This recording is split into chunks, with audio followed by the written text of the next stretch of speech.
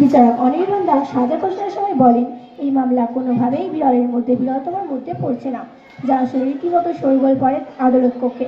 হতাশ অভয় বাবা। এই রায়ে ক্ষুব্ধ মুখ্যমন্ত্রী মমতা। দোষীর মৃত্যুদণ্ড চেয়ে হাইকোর্টে আবেদন জানাবে রাজ্য সরকার, এই সিদ্ধান্ত জানিয়েছেন মুখ্যমন্ত্রী। পূর্ব বর্ধমান জেলার দেওয়ানদিঘিতে এক যাত্রীবাহী বাস নিয়ন্ত্রণ হারিয়ে রাস্তার পাশে চাষের জমিতে পড়ে যায়। এতে 40 জন গুরুতর আহত। বর্ধমানের ভান্ডারডিহিতে আজ সকালে এই ঘটনা। 40 জনের মধ্যে 15 জন গুরুতর আহত, যাদের ভর্তি করা হয়েছে বর্ধমান মেডিকেল কলেজ হাসপাতালে। বামুনপাড়া বর্ধমান তেঁতুলিয়া রুটের বাসটি কুসুমগ্রাম যাচ্ছিল। ঘটনাস্থলে দেওয়ানদিঘি থানার পুলিশ গিয়ে যাত্রীদের উদ্ধার করে। প্রথমবারের মতো আয়োজিত হলো খো-খো বিশ্বকাপ।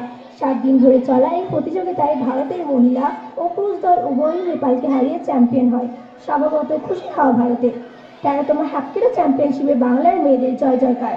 দিল্লিতে অনুষ্ঠিত এই প্রতিযোগিতায় পূর্ব বর্ধমান জেলার ভাগড়া উচ্চ বিদ্যালয়ের 6 জন ছাত্রী অংশগ্রহণ করে। তারা 2টি স্বর্ণপদক, 3টি ব্রোঞ্জ পদক, 1টি রৌপ্য পদক জয় করে। এতে ভাগড়া স্কুল ও গ্রামে খুশি হওয়া। আসছি আবহাওয়ার খবরে। যারা অল্প শীতে কাতর হয়ে পড়েন তাদের জন্য সুখবর।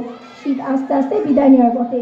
সকালের দিকে শীত থাকলেও বেলা বাড়ার সঙ্গে সঙ্গে গরম জামা কাপড়ের প্রয়োজন হবে না বলে জানিয়েছেন আলিপুর আবহাওয়া দপ্তর। ধন্যবাদ।